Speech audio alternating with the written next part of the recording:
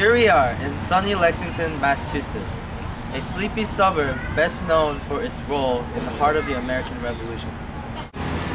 At the time of Paul Revere's ride, Lexington was primarily a farm-based community.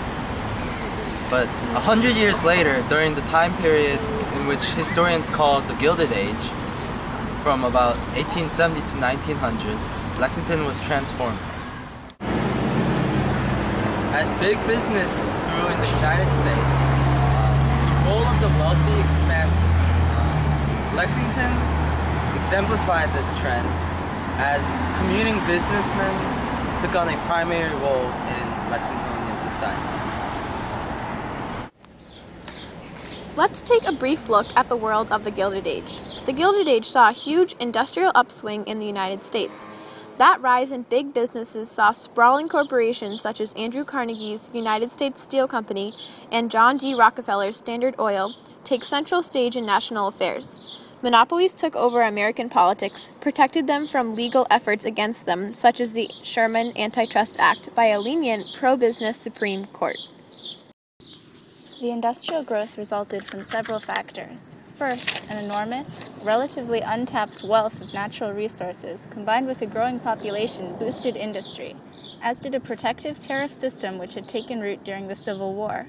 The Civil War itself had provided incentive for commercial growth in the North, as had the inflation which it created. Perhaps most importantly, a sprawling railroad network now connected the nation, speeding and easing the production process. That railroad network would have a significant effect on Lexington itself, crucially altering the demographics of the town. First, significant numbers of Irish migrated to Lexington to build and later maintain the railroad, to labor on the farms and work as domestics. Perhaps most importantly, though, railroad service to Boston brought middle-class businessmen and professionals who could now reside in Lexington while commuting to work. Rural life had always been idolized in the United States. It was viewed as a more moral lifestyle than the corrupting bustle of urban life.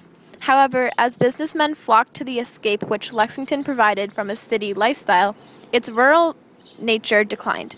With a new market provided by these wealthy professionals, Lexington business began to provide various amenities for a wealthier market.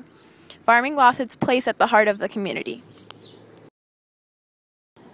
Various clubs sprung up, made up of the new upper-middle-class portion of Lexington society. The Lexington Gun Club, for example, was photographed with 17 members in 1889, all proudly toting rifles and expensive garments. A photograph of the Bridge Club displays a host of members sprawled out on an elegant balcony.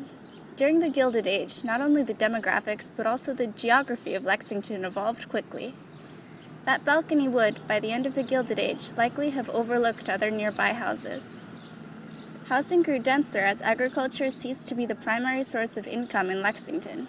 With agriculture on its way out, Lexington began to see the growth of plants, not as a source of income, but rather as a leisure activity. Another Lexington club, the Gardening Club, developed on this newly expanded interest. The club's focus, as it stated in its preamble, was improvement of Lexington by planting of additional trees and ornamental plants. By 1876, Lexington's population had increased drastically enough that the Centennial Lexington Historical Society on Mass Ave was thoroughly packed with residents. Lexington's increased population and demographic shift into business workers from farming families followed the trends of the time period during the Gilded Age. The town was gradually morphing into the suburb we know today, a suburb in which commuting has become the norm and agriculture the forgotten past.